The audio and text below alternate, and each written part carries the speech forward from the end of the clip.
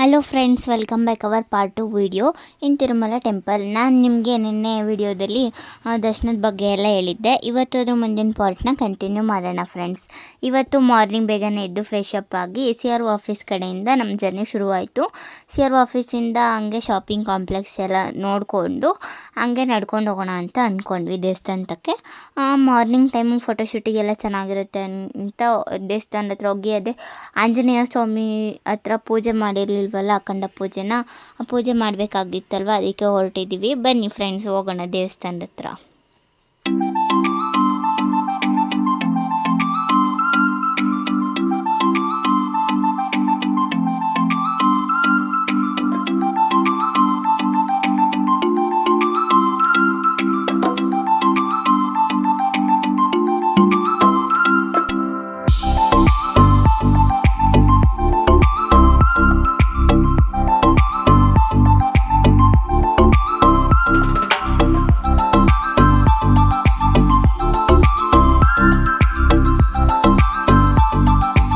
Friends, ಆಮೇಲೆ ನಾವು ವೆಂಕಟೇಶ್ವರ ಸ್ವಾಮಿ statue ಹತ್ರ ಬಂದ್ವಿ, ಸರ್ಕಲ್ ಹತ್ರ. ಇಲ್ಲಿ ಸ್ವಾಮಿದು ಸ್ಟ್ಯಾಚ್ಯೂ ಇದೆ ನೋಡಿ, ಎಷ್ಟು ಚೆನ್ನಾಗಿದೆ ಅಂದರೆ ಈಗ ಪೇಂಟ್ ಎಲ್ಲ ಮಾಡಿ ಹೊಸ ಥರ ಮಾಡಿದ್ದಾರೆ, ತುಂಬಾ ಚೆನ್ನಾಗಿ ಕಾಣುತ್ತೆ. ನಾವು ಇಲ್ಲೇ ಫೋಟೋ ಎಲ್ಲ ತೊಗೊಂಡ್ವಿ ಫ್ರೆಂಡ್ಸ್. ನೆಕ್ಸ್ಟು ಇಲ್ಲಿ ಶಾಪಿಂಗ್ ಕಾಂಪ್ಲೆಕ್ಸ್ ಆಗ್ತಿನೇ ನಡ್ಕೊಂಡು ಹೋಗ್ಬೋದು ದೇವಸ್ಥಾನದ ಹತ್ರಕ್ಕೆ.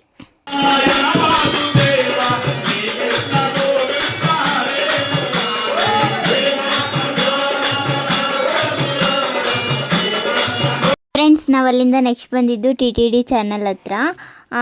ಇದು TTD ಚಾನಲ್ ಹತ್ರ ಅಂದರೆ ಇಲ್ಲೇ TTD ಪ್ರೋಗ್ರಾಮ್ಸ್ ಎಲ್ಲ ನಡೆಯುತ್ತೆ. TTD ಚಾನಲ್ ಅಂತ ಬರುತ್ತಲ್ಲ TVಲಿ, ಅದು ಜಾಗ. ಇದು ತುಂಬಾ ಚೆನ್ನಾಗಿದೆ ಫ್ರೆಂಡ್ಸ್ ನೋಡೋಕ್ಕೆ.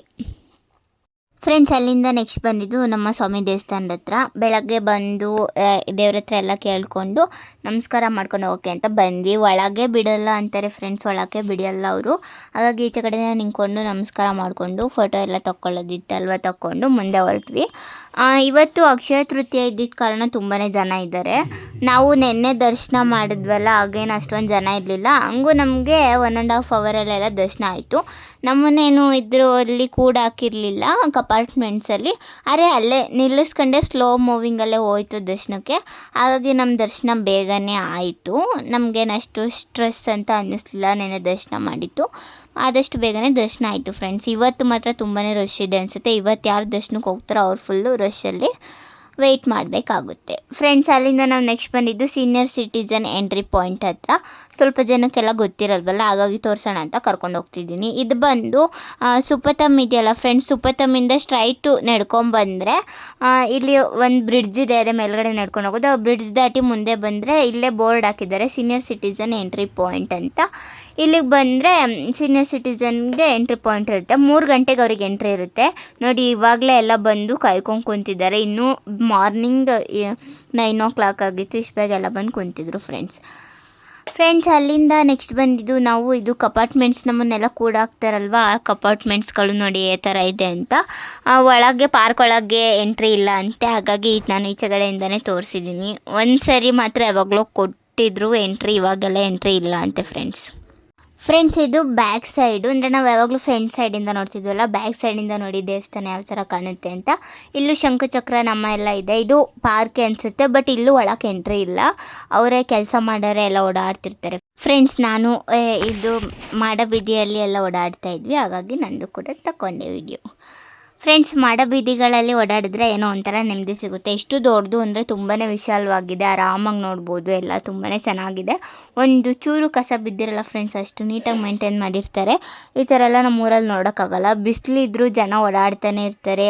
ಇಲ್ಲಿ ತಿರುಪತಿಗೆ ಬಂದರೆ ನಮಗೆ ಹಗಲು ಯಾವುದು ಈರುಳ್ಳಿ ಯಾವುದು ಅನ್ನೋದೇ ಗೊತ್ತಾಗಲ್ಲ, ಅಷ್ಟು ಜನ ಯಾವಾಗಲೂ 24/7 ಓಡಾಡ್ತಾನೆ ಇರ್ತಾರೆ. ನಾವು ಇಲ್ಲಿಗೆ ಬಂದಾಗಲೂ ಅಷ್ಟೇ, ನಾವು ರೂಮ್ ಸಿಕ್ಕಿದ್ರೂ ಮಲ್ಕೊಳ್ಳೋದು ಕಡಿಮೆ, ದೇವಸ್ಥಾನ ಹತ್ರನೇ ಬಂದು ಜಾಸ್ತಿ ಟೈಮ್ ಸ್ಪೆಂಡ್ ಮಾಡೋಕ್ಕೆ ನೋಡ್ತೀವಿ. ನಮಗೆ ಸಿಗೋದೇ ಸ್ವಲ್ಪ ಸಮಯ, ಅದನ್ನು ಉಪಯೋಗಿಸ್ಕೋಬೇಕಲ್ವ, ಹಾಗಾಗಿ ನಾವು ಜಾಸ್ತಿ ಇಲ್ಲೇ ಸ್ಪೆಂಡ್ ಮಾಡೋಕ್ಕೆ ಟ್ರೈ ಮಾಡ್ತೀವಿ ಫ್ರೆಂಡ್ಸ್. ಇವಾಗೇನು ನೋಡ್ತಿದ್ದೀರಲ್ಲ, ಇದು ವರಹಸ್ವಾಮಿ ದೇವಸ್ಥಾನ. ನೆನ್ನೆ ವಿಡಿಯೋದಲ್ಲೂ ಕೂಡ ತೋರಿಸಿದ್ದೆ ನೋಡಿ. ಇವತ್ತು ಎಷ್ಟೊಂದು ಜನ ಇದ್ದಾರೆ ಅಂತ. ನಾವು ಬೆಳಗ್ಗೆನೇ ದರ್ಶನ ಮಾಡಿದ್ವಿ.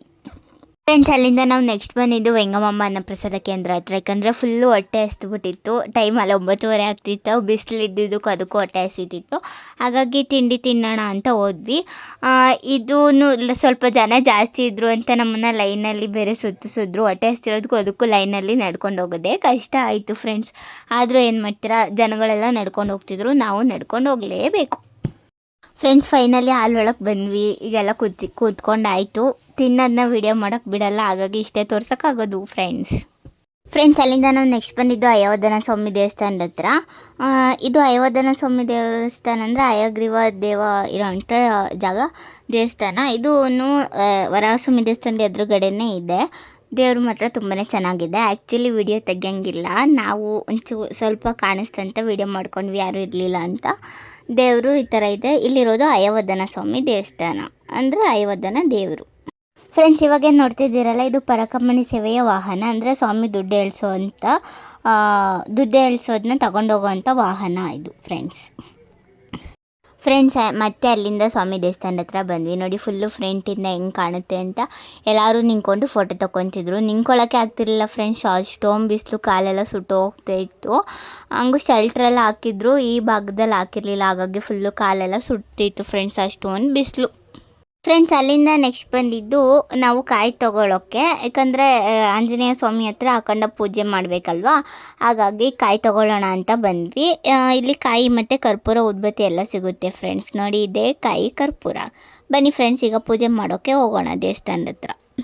ಫ್ರೆಂಡ್ಸ್ ಕೆಳಗೆ ಸ್ವಾಮಿ ದೇವಸ್ಥಾನದಿಂದ ಸ್ವಲ್ಪ ಜಾಗ ಇದೆ. ಅಲ್ಲಿಂದ ಮೇಕ್ಕೆ ಬಂದರೆ ಇಲ್ಲಿ ಅಖಂಡ ಪೂಜೆ ಮಾಡೋವಂಥ ಜಾಗಕ್ಕೆ ಬಂದುಬಿಟ್ಟು ಫಸ್ಟು ಕಾಯಿ ಹೊಡೆದು ಆಮೇಲೆ ಪೂಜೆ ಮಾಡೋಕ್ಕೆ ಶುರು ಮಾಡಬೇಕು ಫ್ರೆಂಡ್ಸ್. ಫಸ್ಟು ಕಾಯಿ ಹೊಡೆದು ಆಮೇಲೆ ಊದ್ಬತ್ತಿ ಕೊಟ್ಟಿರ್ತಾರಲ್ಲ ಅದನ್ನು ಹಚ್ಕೊಂಡು ಆಮೇಲೆ ಲಾಸ್ಟಿಗೆ ಕರ್ಪೂರ ಹಚ್ಚಿ ಪೂಜೆ ಮಾಡಿ ನಮ್ಮ ಬೇಡಿಕೆನೆಲ್ಲ ಬೇಡಿಕೊಂಡು ಮತ್ತೆ ಇನ್ನೊಂದು ಸರಿ ದರ್ಶನ ಕೊಡಪ್ಪ ಅಂತೆಲ್ಲ ಬೇಡಿಕೊಂಡು ಆದಮೇಲೆ ಬರಬೇಕು ಫ್ರೆಂಡ್ಸ್. ಇಲ್ಲ ಕೆಲವರು ಫಸ್ಟ್ ಪೂಜೆ ಮಾಡಿ ಆಮೇಲೆ ಕಾಯಿ ಹೊಡಿತಾರೆ, ಹೆಂಗೆ ಬೇಕಾದರೂ ಪೂಜೆ ಮಾಡ್ಬೋದು. ಫ್ರೆಂಡ್ಸ್ ಅಲ್ಲಿಂದ ನಾವು ನೆಕ್ಸ್ಟ್ ಬಂದಿದ್ದು ಅಲ್ಲೇ ಇರುವಂಥ ಎದುರುಗಡೆ ಇರುವಂಥ ಆಂಜನೇಯ ಸ್ವಾಮಿ ದೇವಸ್ಥಾನ. ಅಖಂಡ ಪೂಜೆ ಮಾಡೋದು ಸ್ವಾಮಿಗಾದರೆ ಇಲ್ಲಿ ಆಂಜನೇಯ ಸ್ವಾಮಿದು ದೇವಸ್ಥಾನ ಇದೆ, ತುಂಬಾ ಚೆನ್ನಾಗಿದೆ. ಅಲ್ಲೂ ಕೂಡ ಒಳಗೆ ವಿಡಿಯೋ ಎಲ್ಲ ತೆಗಿಯೋಂಗಿಲ್ಲ ಫ್ರೆಂಡ್ಸ್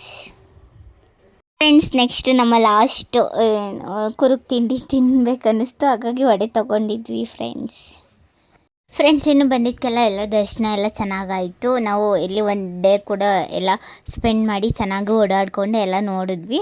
ಇನ್ನು ಆಯ್ತಲ್ಲ ಫ್ರೆಂಡ್ಸ್, ಮತ್ತು ಊರಿಗೆ ಹೊರಡೋ ಸಮಯ ಬಂತು. ಇವಾಗ ಸಂಜೆ ನಮಗೆ ಟ್ರೈನ್ ಇದೆ ಬೆಂಗಳೂರಿಗೆ ಹೋಗೋಕ್ಕೆ, ಹಾಗಾಗಿ ಹೊರಡಬೇಕಾಯಿತು.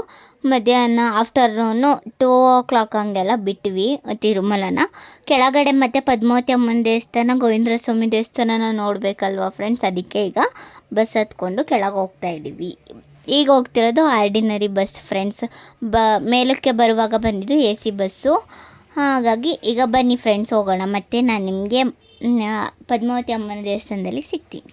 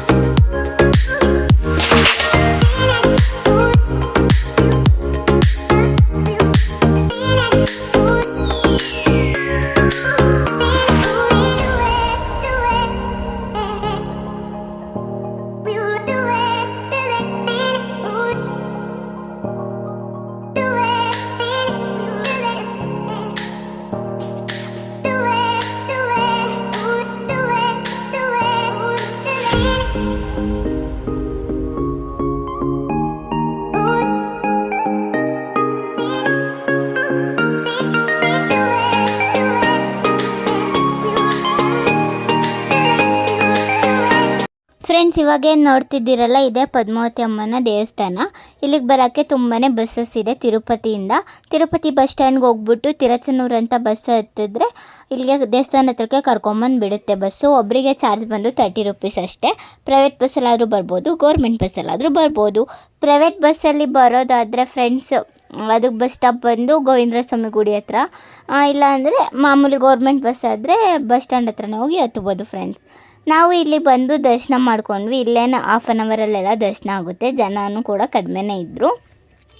ಹಾಗಾಗಿ ನಾವು ದರ್ಶನ ಎಲ್ಲ ಮಾಡ್ಕೊಂಡ್ವಿ. ಪದ್ಮಾವತಿ ಅಮ್ಮಂದು ದರ್ಶನ ಎಲ್ಲ ಚೆನ್ನಾಗೇ ಆಯಿತು. ನೋಡಿ, ದೇವಸ್ಥಾನ ತುಂಬಾ ಚೆನ್ನಾಗಿದೆ. ಯಾರೆಲ್ಲ ಬಂದಿಲ್ಲ ಒಂದ್ಸರಿ ಬಂದು ವಿಸಿಟ್ ಕೊಟ್ಟು ಹೋಗಿ. ತುಂಬಾ ಚೆನ್ನಾಗಿದೆ ಫ್ರೆಂಡ್ಸ್ ದೇವಸ್ಥಾನ. ಇಲ್ಲೂ ಕೂಡ ಲಾಡು ಕೌಂಟರ್ ಎಲ್ಲ ಇದೆ. ಆದರೆ ಇಲ್ಲಿ ಯಾವುದೇ ಥರ ಲಾಡು ನಮಗೆ ಫ್ರೀಯಾಗಿ ಕೊಡಲ್ಲ, ದುಡ್ಡು ಕೊಟ್ಟು ತೊಗೋಬೇಕು. ಒಂದು ಲಾಡು 25 ರೂಪೀಸು ಚಾರ್ಜ್ ಮಾಡ್ತಾರೆ ಫ್ರೆಂಡ್ಸ್. ತೊಗೊಳೋಗಿದ್ರೆ ತೊಗೋಬೋದು ಫ್ರೆಂಡ್ಸ್. ನೋಡಿ, ಇದೇ ಈಗೇನು ತೋರಿಸ್ತಿದ್ದೀನಲ್ವ, ಇದೇ ಲಾಡು ಕೌಂಟರ್ ಫ್ರೆಂಡ್ಸ್. ಇದು ಪದ್ಮಾವತಿ ಅಮ್ಮನವರ ಪುಷ್ಕರಣಿ, ಅಂದರೆ ಮೇಲ್ಗಡೆ ಸ್ವಾಮಿ ಪುಷ್ಕರಣಿ ಇದೆಯಲ್ಲ, ಅದೇ ಥರ ಮಾಡಿದ್ದಾರೆ. ಈ ಪುಷ್ಕರಣಿ ಸಂಜೆ 6 ಗಂಟೆ ಕ್ಲೋಸು, ಮಾರ್ನಿಂಗ್ 6ಇಂದ ಈವ್ನಿಂಗ್ 6ಗೆ ಕ್ಲೋಸು ಫ್ರೆಂಡ್ಸ್. ನಾವು ಅದಕ್ಕಿಂತ ಮುಂಚೆನೇ ಬಂದಿದ್ವಿ, ಹಾಗಾಗಿ ವಿಡಿಯೋ ತಗೊಳ್ಳೋಕ್ಕೆ ಅನುಕೂಲ ಆಯಿತು. ಚೆನ್ನಾಗಿದೆ ಫ್ರೆಂಡ್ಸ್. ಅಲ್ಲಿಂದ ಮುಗಿಸ್ಕೊಂಡು ನೆಕ್ಸ್ಟ್ ಬಂದಿದ್ರು ಗೋವಿಂದರಾಜ ಸ್ವಾಮಿ ದೇವಸ್ಥಾನದ ಹತ್ರ. ಹಂಗೆ ಇಲ್ಲಿ ಆಂಜನೇಯ ಸ್ವಾಮಿ ದೇವಸ್ಥಾನವೂ ಕೂಡ ಇದೆ ಎದುರುಗಡೆ, ಗೋವಿಂದರಾಜ ಸ್ವಾಮಿ ದೇವಸ್ಥಾನದ ಎದುರುಗಡೆನೆ. ಇಲ್ಲೂ ದೇವ್ರ ಮಾತ್ರ ತುಂಬಾ ಚೆನ್ನಾಗಿದೆ. ಎಲ್ಲರೂ ಬಂದು ಒಂದ್ಸಲಿ ವಿಸಿಟ್ ಕೊಡಿ. ನಾವು ಮಾತ್ರ ಬಂದಾಗೆಲ್ಲ ಹೋಗ್ತಾನೆ ಇರ್ತೀವಿ ಫ್ರೆಂಡ್ಸ್. ಆಂಜನೇಯ ಸ್ವಾಮಿ ಮಾತ್ರ ತುಂಬಾ ಚೆನ್ನಾಗಿದೆ. ಅಲ್ಲಿಂದ ಎದುರುಗಡೆ ಇರೋವಂಥ ಗೋವಿಂದರಾಜ ಸ್ವಾಮಿ ದೇವಸ್ಥಾನ ಹತ್ರ ಹೋದ್ವಿ. ಇಲ್ಲಂತೂ ಫುಲ್ ಎಲ್ಲ ಕನ್ನಡನೇ ಮಾತಾಡ್ತಾರೆ. ಕರ್ನಾಟಕದವರೇ ಜಾಸ್ತಿ ಹೋಗೋದ್ರಿಂದ ಎಲ್ಲ ಅಂಗಡಿಯವ್ರಿಗೂ ಕನ್ನಡ ಬರುತ್ತೆ. ಇಲ್ಲಿ ತುಂಬಾ ಶಾಪಿಂಗ್ ಮಾಡೋಕ್ಕೆ ಅಂಗಡಿಗಳೆಲ್ಲ ಇದೆ. ನಾವೇನೇನು ಬೇಕೋ ಎಲ್ಲ ತೊಗೋಬೋದು ಫ್ರೆಂಡ್ಸ್. ನೋಡಿ, ಇವಾಗೇನು ನೋಡ್ತಿದ್ದೀರಲ್ವಾ, ಇದೇ ಗೋವಿಂದರಾಜ ಸ್ವಾಮಿ ದೇವಸ್ಥಾನದ ಗೋಪುರ. ಎಷ್ಟು ಚೆನ್ನಾಗಿದೆ ಅಲ್ವಾ. ಇಲ್ಲೂ ಕೂಡ ದರ್ಶನಕ್ಕೆ ಹೋಗಿದ್ವಿ, ದರ್ಶನ ಮುಗಿಸಿ ಬಂದ್ವಿ friends. Thank you for watching.